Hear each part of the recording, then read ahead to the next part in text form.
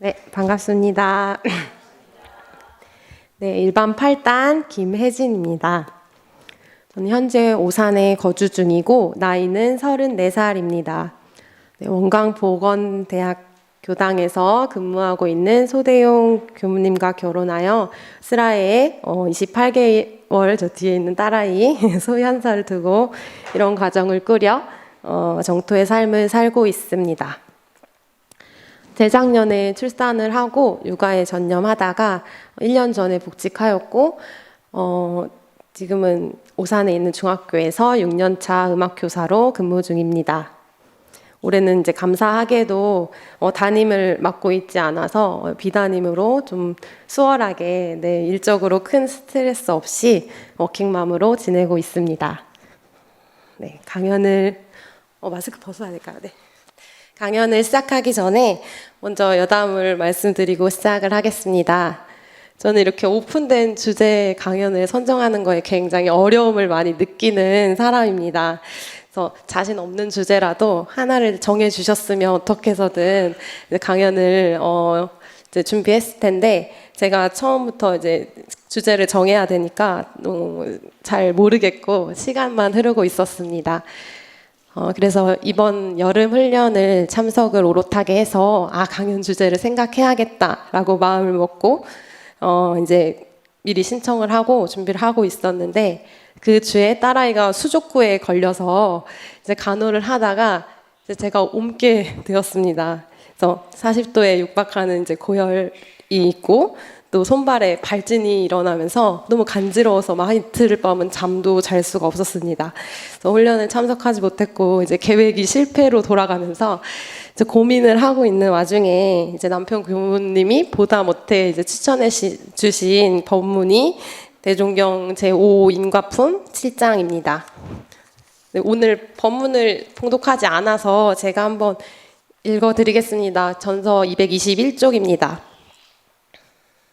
대종사 말씀하시기를 남에게 은의로 준 것은 은의로 받게 되고 악의로 빼앗은 것은 악의로 빼앗기되 상대편의 진강급 여하에 따라서 그 보응이 몇만 배 더할 수도 있고 몇만 분으로 줄어들 수도 있으나 아주 없게 되지는 아니하며 또는 혹 상대자가 직접 보복을 아니할지라도 자연히 돌아오는 죄복이 있나니 그러므로 남이 지은 죄복을 제가 대신 받아올 수도 제가 지은 죄복을 남이 대신 받아갈 수도 없나니라 라는 법문입니다. 법문 내용 중에서 중간 부분인 어떤 경계에 따라 상대편의 진 강급 여하를 따라서 그 보응이 몇만 배 더 할 수도 있고 이제 몇만 분으로 줄어들 수 있다라는 이 부분에 잠시 초점을 맞추고 강연을 시작하겠습니다. 사실 수족구는 이제 영유아기에 발생하는 질병으로 사실 엄마가 없는 경우는 아주 드뭅니다. 그래서 그만큼 이제 저의 면역력이 약한 상태였고 또 작년에도 아이가 수족구에 걸렸었는데 그때는 이제 옮지 않고 지나가서 저도 좀 이렇게 옮지 않겠지라고 방심하던 차였고 또 아이가 먹던 음식도 그냥 받아 먹고 이렇게 하면서 더 이렇게 전염이 되지 않았나 싶습니다. 실은 수족구 외에도 3월에 제가 코로나에 2번 재감염이 됐어요. 그래서 전국에 아주 몇 안 되는 드문 케이스로 그렇게 되게 짧은 시일에 2번이 감염이 됐었는데 그때 첫 번째 코로나 때문에 항체가 제대로 안 생겼었는지 아니면 새로운 변이 바이러스였는지 두 번째 코로나가 특히 더 제대로 앓고 지나갔고 3월에만 이제 2주 동안 출근을 못하게 되면서 굉장한 민폐를 끼친 교사가 되었습니다. 아이가 이제 단체 생활을 하면서 감기에 자주 걸리곤 하는데 한 10번 걸리면 한 8, 9번은 제가 옮는 것 같습니다. 이제 몸 불공에 소홀해서 그렇기도 하고 또 전생에 업이 많은지 이제 큰 병은 없는데 잘잘잘잘하게 자주 아픕니다.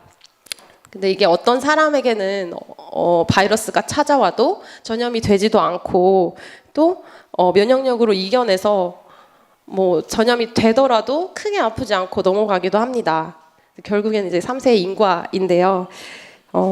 제가 이제 수족구까지 걸리니까 이제 더 이상 안 되겠다 싶어서 집에서 간단하게 이제 할 수 있는 홈트레이닝 운동을 시작을 했습니다. 그래서 아직 시작한 지 얼마 되지 않았고 안 하고 못 하고 넘어가는 날도 있지만 그래도 하루 1시간 정도의 짧은 시간으로 이제 건강해짐을 느끼고 있고 또 이번 환절기와 겨울은 잘 지나갔으면 좋겠습니다. 그래서 잠시 그 진간급 여하에 따라서 어떻게 보응이 되는지 말씀드렸고요. 두 번째로 이제 직장에서의 그 법문과에 관련된 일화를 말씀드리겠습니다. 제가 작년에 복직을 2학기 때 했어요. 그래서 1학기 때 이제 저 대신 근무하시던 선생님이 계셨고, 이제 복직을 앞둔 상태에서 뭐 복직원을 쓰러 학교에 가게 되면서, 음악과 저희 학교 음악과에 좀 불화가 있다라는 소식을 듣게 되었습니다. 음악실 사용 때문이었는데요. 저희가 교사는 3명이고 음악실은 2개예요.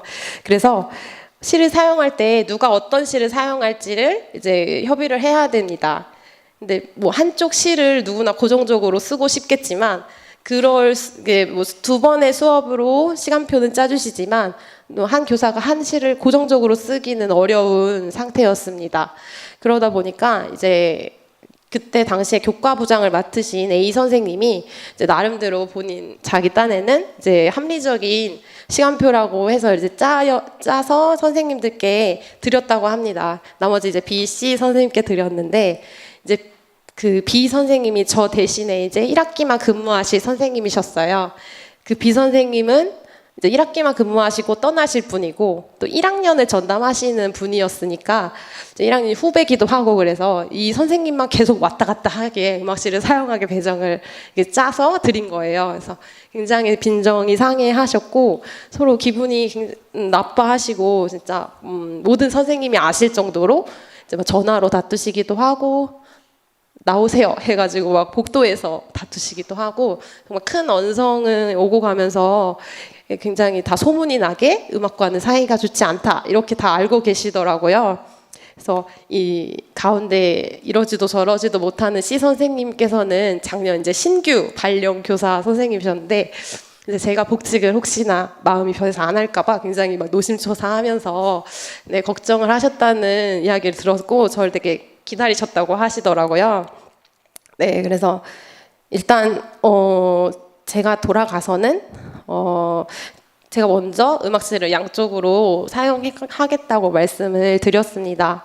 이제 서로 이제 자존심을 세우고 이제 마음의 그릇이 작아서 생긴 갈등이지 않았나 싶습니다.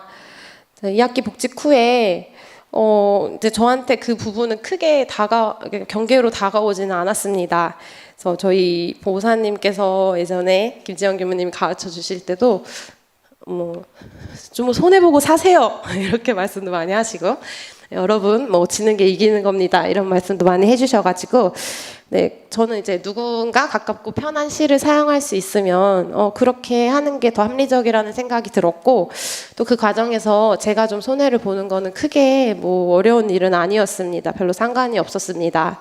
대신에 이제 연속해서 수업이 있는 경우에만 한 시를 왔다 갔다 안 하게 이제 한두 번 정도만 양보해 주세요 하니까 선생님들도 그렇게 해주셨고 또 평화가 찾아왔습니다. 그래서 무사히 학기를 마무리했습니다. 대신에 이 갈등을 조장했던 그 A 선생님께서는 기간제 교사하셨는데 저희 학교에 올해도 기간제 자리가 있었음에도 불구하고 이제 재계약을 하시지는 못하셨습니다.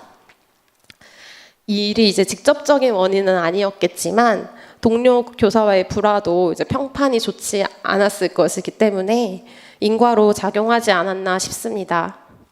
네, 본문 말씀처럼 상대자가 직접 보복을 아니할지라도 자연히 돌아오는 죄복이었지 않았나 싶습니다. 올해도 이제 똑같이 교사는 3명, 음악실은 2개인데요. 이제 1, 2학기 모두 제가 그 전과 위와 같은 방법으로 네, 연속된 시간표 제외하고는 제가 왔다 갔다 하겠습니다 하니까 다 고마워하시고 네, 또 그렇게 평화롭게 지내고 있습니다. 이제 제가 아주 약소하지만 먼저 은희를 베푸니 돌아오는 복도 있었는데요.